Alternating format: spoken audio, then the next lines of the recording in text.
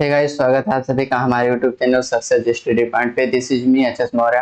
आज जो हम चैप्टर शुरू करने जा रहे हैं उसका नाम है बायोलॉजिकल क्लासिफिकेशन, जो कि पहली एनसीईआरटी का फर्स्ट यूनिट का सेकंड चैप्टर है, बायोलॉजिकल क्लासिफिकेशन। तो चलिए शुरू करते हैं। चैप्टर है biological classification. Since the dawn of civilization, civilization का मतलब सभ्यता, कहने का मतलब since the dawn of civilization, जब से सभ्यता की शुरुआत हुई, जब से सभ्यता की शुरुआत हुई, there have been many attempts to classify living organism. Living organism को क्लासिफाई करने के ढेरों सारे प्रयास किए गए। It was done instinctively not using criteria. यह उस समय जब किया गया तो साइंटिफिक क्राइटेरिया का यूज नहीं किया गया। जो क्राइटेरिया यूज किया गया वो साइंटिफिक नहीं थे, वैज्ञानिक आधार पर नहीं थे, but brought a need to use organism for own use. यह जो क्लासिफिकेशन सिस्टम क्लासिफिकेशन किया गया, यह उस समय अपनी जरूरतों के आधार पर, अपनी उपयोगिता के आधार पर किया गया। आवर ओन यूज, अपनी ओन यूज के आधार पर किया गया। और यह जो उस समय हमारे यूज थे क्या थे? Food, shelter and clothing. Food, shelter and clothing, कहने का मतलब कि रोटी, कपड़ा और मकान, इस आधार पर क्लासिफिकेशन सिस्टम किया गया। अब आते हैं एक साइंटिस्ट अरिस्टोटल। कौन? Aristotle was earliest to attempt a more scientific basis for classification। यह पहले ऐसे साइंटिस्ट थे जिन्होंने क्लासिफिकेशन सिस्टम को जो है वैज्ञानिक आधार पर किया। क्लासिफिकेशन वैज्ञानिक आधार पर किया। लिविंग ऑर्गेनिज्म का जो क्लासिफिकेशन किया वो वैज्ञानिक आधार पर किया, साइंटिफिक बेसिस पे किया। और यह इन्होंने क्या किया कि लिविंग ऑर्गेनिज्म को, जो लिविंग ऑर्गेनिज्म थे इसको इन्होंने क्या किया, दो पार्ट में बांटा। प्लांट्स में, प्लांट्स में और एनिमल्स में, एनिमल्स में। और प्लांट्स को इन्होंने फर्दर जो है तीन चीजों में बांटा: हर्ब्स, सर्ब्स एंड ट्रीज में। और एनिमल को इन्होंने दो भागों में बांटा। पहला कि किसमें आरबीसी प्रेजेंट है और किसमें एब्सेंट है। जिसमें प्रेजेंट है इसको इन्होंने क्या नाम दिया? इनायमा। एनसीईआरटी में नहीं लिखा लेकिन इंपॉर्टेंट है, इनायमा। और जिसमें एब्सेंट है उसको इन्होंने क्या कहा? एनायमा। एनायमा बोला, ठीक है। तो ही used simple morphological character, simple morphological character का यूज किया। तो जो अरिस्टोटल थे इन्होंने सिंपल मॉर्फोलॉजिकल कैरेक्टर, मतलब बाहर से सिंपली कैसे दिखते हैं उस आधार पर इन्होंने क्लासिफिकेशन कर दिया। और प्लांट्स को इन्होंने ट्रीज में, सर्ब्स में और हर्ब्स में। ट्रीज मतलब वुडी प्लांट्स, सर्ब्स मतलब झाड़ियां और हर्ब्स मतलब हर्बेसियस प्लांट, ठीक है। ही also divided animals into two groups. और इन्होंने एनिमल्स को कितने ग्रुप्स में डिवाइड किया? दो ग्रुप में। जिसमें पहला जिसमें आरबीसी प्रेजेंट थी और जिसमें आरबीसी नहीं प्रेजेंट थी। आरबीसी जिसमें प्रेजेंट थी उसको इन्होंने क्या कहा? एनायमा कहा। और जिसमें एब्सेंट थी उसको एनायमा कहा। इन लीनियस किंगडम, अब जो एक साइंटिस्ट है लीनियस, कार्लस लीनियस, इन्होंने टू किंगडम क्लासिफिकेशन दिया। कौन सा किंगडम क्लासिफिकेशन सिस्टम दिया? टू किंगडम क्लासिफिकेशन सिस्टम दिया, क्लासिफिकेशन। और इस किंगडम क्लासिफिकेशन सिस्टम में इन्होंने दो किंगडम बनाए। पहला था प्लांटी, किंगडम प्लांटी, और दूसरा एनिमेलिया, जिसमें इन्होंने क्या किया कि सभी के सभी प्लांट्स को प्लांटी में रख दिया और जो एनिमल्स थे उनको एनिमेलिया में रख दिया। Develop that include all plants and includes plants and animals respectively. तो प्लांट्स और एनिमल्स को किस में रख दिया? प्लांटी और एनिमेलिया में जो है रेस्पेक्टिवली रख दिया। This system did not distinguish between the eukaryotic and prokaryotic। ये जो टू किंगडम क्लासिफिकेशन सिस्टम था, लीनियस का जो टू किंगडम का क्लासिफिकेशन सिस्टम था, ये यूकैरियोट्स और प्रोकैरियोट के बीच में डिफरेंशिएशन नहीं बता पाया, डिस्टिंगाइज नहीं कर पाया, अलग नहीं कर पाया। यूनिसेलुलर ऑर्गेनिज्म और मल्टीसेलुलर ऑर्गेनिज्म को भी अलग नहीं कर पाया। फोटोसिंथेटिक ग्रीन एल्गा की बात करें या नॉन फोटोसिंथेटिक फंजाई की बात करें तो इसको भी यह अलग नहीं कर पाया, सबको क्या किसने एक साथ रख दिया। Classification of organism into plants and animals was easily done. जो क्लासिफिकेशन था प्लांटी और एनिमल, यह आसानी से कर दिया गया। वाज इजी टू अंडरस्टैंड, जो कि समझने के लिए ठीक है, आसान है। But a large number of organism, लेकिन ढेर सारे ऑर्गेनिज्म ऐसे हैं जो इसमें नहीं फिट बैठते हैं।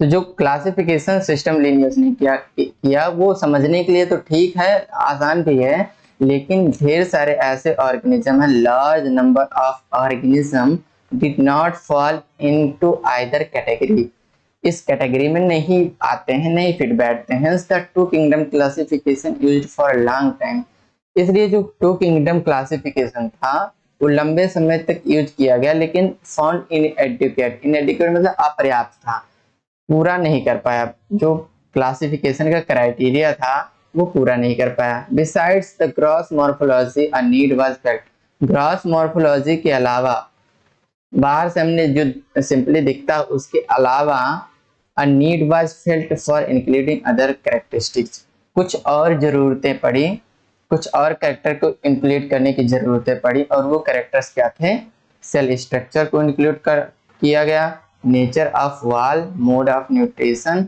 Habitat, method of reproduction, evolutionary relationship. तो जब cell structure, nature of wall, mode of nutrition, habitat, method of reproduction, evolutionary relationship, जब इन सब क्राइटेरिया को इंक्लूड किया गया तो क्लासिफिकेशन सिस्टम का, क्लासिफिकेशन जो सिस्टम था वो बदला। It is classification system for the living organism have hence undergo several changes. तो जब हमने क्राइटेरिया बदला तो समय के अनुसार जो क्लासिफिकेशन सिस्टम था उसमें बदलाव होते गए, सेवरल चेंजेस होते गए ओवर द टाइम के अनुसार। दो plants and animals kingdom have been constant under all different system. तो जब किंगडम, अलग अलग किंगडम आए, लेकिन जो प्लांट किंगडम और एनिमलिया किंगडम जो था इस सभी किंगडम में कांस्टेंट थे। कैसे?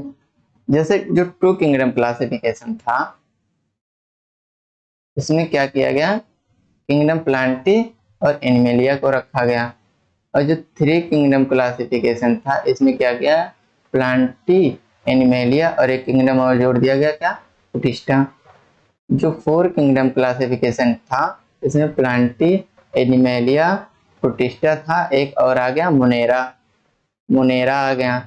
जो फाइव किंगडम क्लासिफिकेशन सिस्टम था इसमें प्लांटी, एनिमलिया, प्रोटिस्टा, मुनेरा था और एक और आ गया जो कि था फंजाई।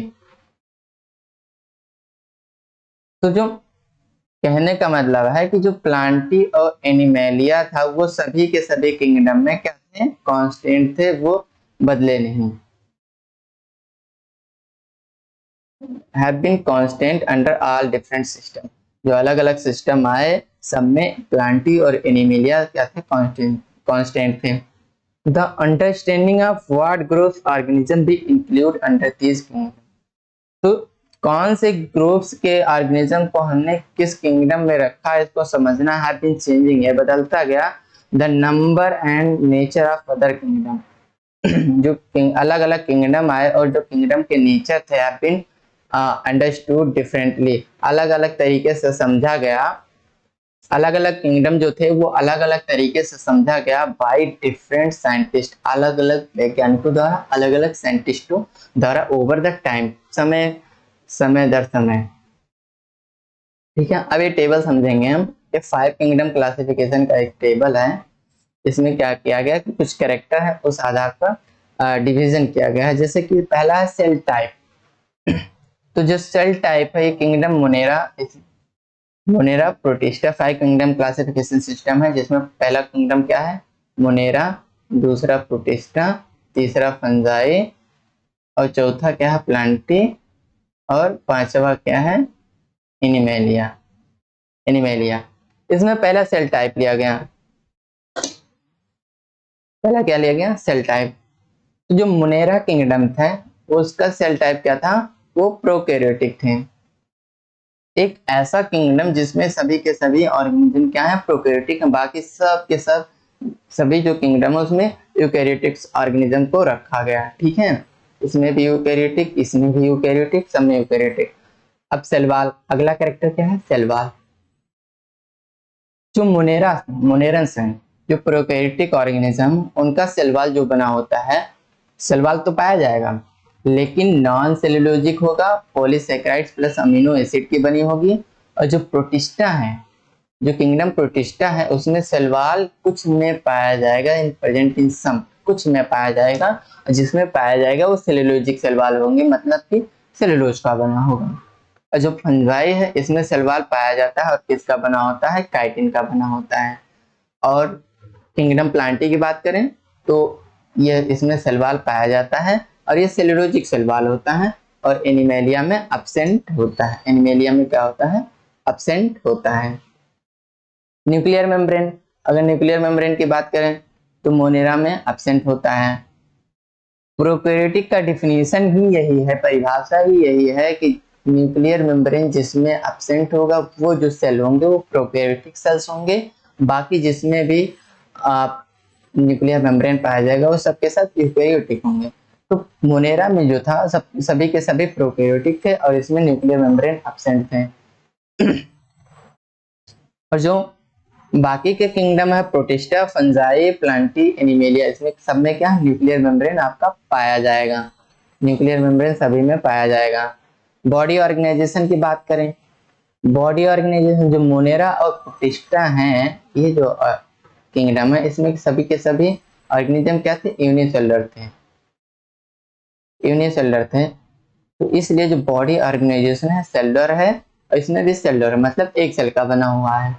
जबकि अगर हम फंजाई की बात करें, इसमें मल्टी सेलुलर है, मतलब एक से ज्यादा सेल्स पाए जाएंगी, और चूंकि इनका अरेंजमेंट इतना परफेक्ट नहीं है इसलिए लूज टिश्यू बोलते हैं।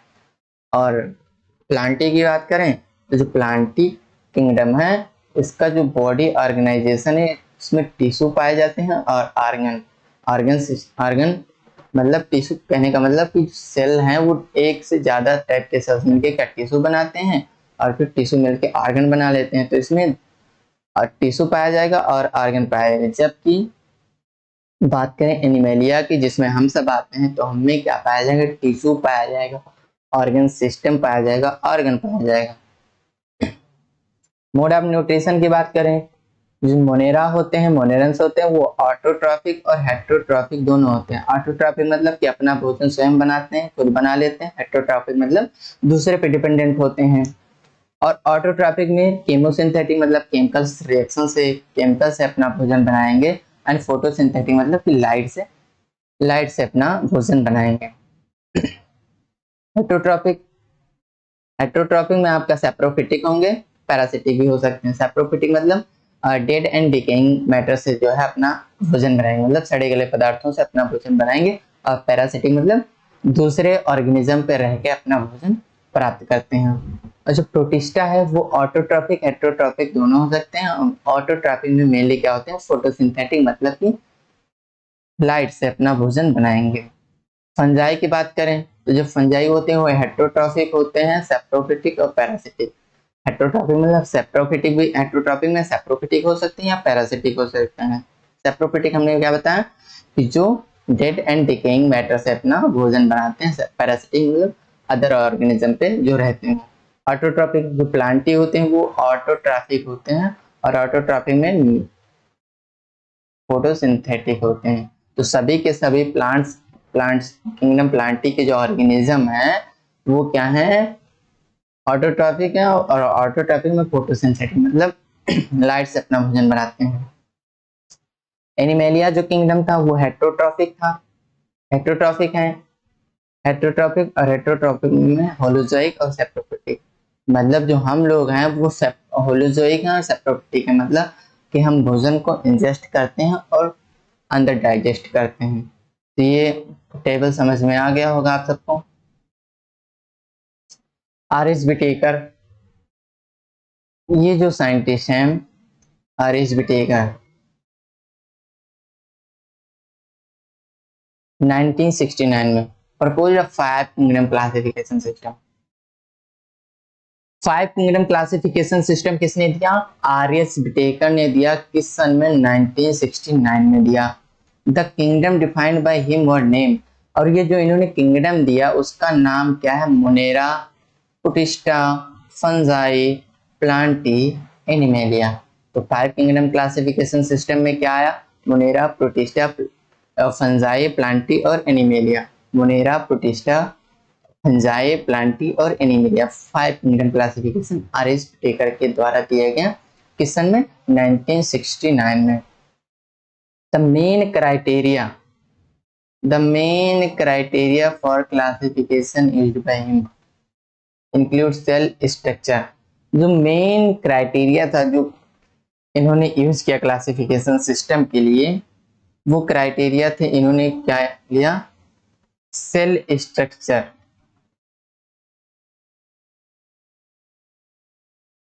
सेल स्ट्रक्चर लिया, बॉडी ऑर्गेनाइजेशन को इंक्लूड किया, मोड ऑफ न्यूट्रिशन को देखा, रिप्रोडक्शन देखा एंड फाइलोजेनेटिक रिलेशनशिप देखा।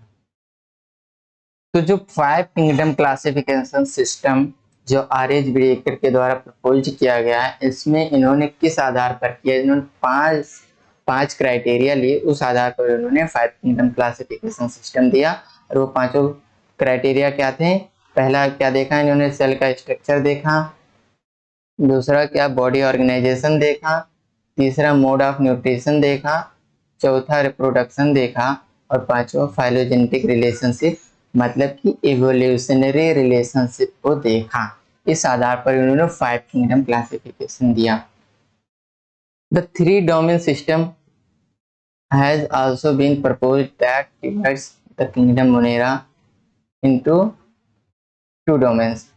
अब एक डोमेन सिस्टम आता है 3 डोमेन सिस्टम, जिसमें इन्होंने इस सिस्टम में क्या किया कि जो किंगडम मोनेरा था उसको 2 डोमेन में डिवाइड कर दिया गया। तो किंगडम मोनेरा को कितने डोमेन में? इनटू 2 डोमेन्स में डिवाइड कर दिया गया। और जो बाकी के किंगडम थे जो कि यूकेरियोटिक किंगडम थे उसको इन्होंने 3rd डोमेन में रख दिया। और इस हिसाब से क्या हुआ कि 6 किंगडम क्लासिफिकेशन सिस्टम आया। तो 3 डोमेन सिस्टम में जो मोनेरा था, मोनेरा इसको जो है 2 डोमेन में डिवाइड कर दिया गया। यूबैक्टीरिया और आर्किबैक्टीरिया। ये 2 डोमेन में हो गया। और जो 3rd डोमेन था उसमें बाकी के जितने भी यूकेरियोटिक किंगडम थे, जैसे कि प्रोटिस्टा, फंजाई, प्लांटी और एनिमेलिया, इसको 3rd डोमेन में रख दिया। तो कितने किंगडम हो गए? 6 क्लास, 1 2 3 4 5 6, इस हिसाब से 6 किंगडम क्लासिफिकेशन सिस्टम आया। Let us look that 5 kingdom classification to understand। चलो हम देखते हैं 5 किंगडम क्लासिफिकेशन को समझते हैं और उसके इश्यूज के बारे में जानते हैं। That influence the classification system, जो कि क्लासिफिकेशन सिस्टम को प्रभावित करते हैं। Earlier classification system include bacteria, blue green algae. जो पहले के क्लासिफिकेशन सिस्टम थे इसमें हमने इंक्लूड किया bacteria, blue green algae, fungi, mosses और क्या? Ferns, gymnosperm and the angiosperm under plants.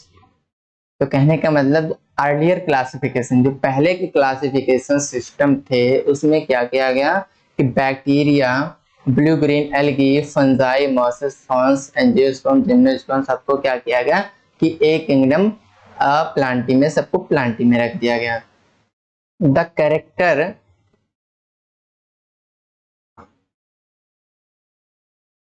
that unified this whole kingdom was that all organisms included a cell wall in their cells। तो जो character थे जिसके आधार पर bacteria, blue green algae, gymnosperm, angiosperm, fungi सबको plant में रख दिया, वो एक कैरेक्टर देखा गया कि इनके सेल्स में सेल वॉल पाया जा रहा है। बाकी सब कैरेक्टर को इस पहले के क्लासिफिकेशन सिस्टम में कंसीडर नहीं किया गया। सेल वॉल देखा, जिस भी ऑर्गेनिज्म के सेल्स में सेल वॉल पाया जाएगा सबको प्लांट्स में रख दिया गया पहले के क्लासिफिकेशन सिस्टम में। This placed together group which are widely different, जबकि ये जो इन्होंने इस ग्रुप में रख दिया प्लांटी में, सभी के सभी ऑर्गेनिज्म को प्लांटी में रख दिया, widely different in other characteristics. अगर हम और कैरेक्टर्स को देखें तो इसमें बहुत सारे डिफरेंसेस थे। It brought together the prokaryotic bacteria and the blue green algae।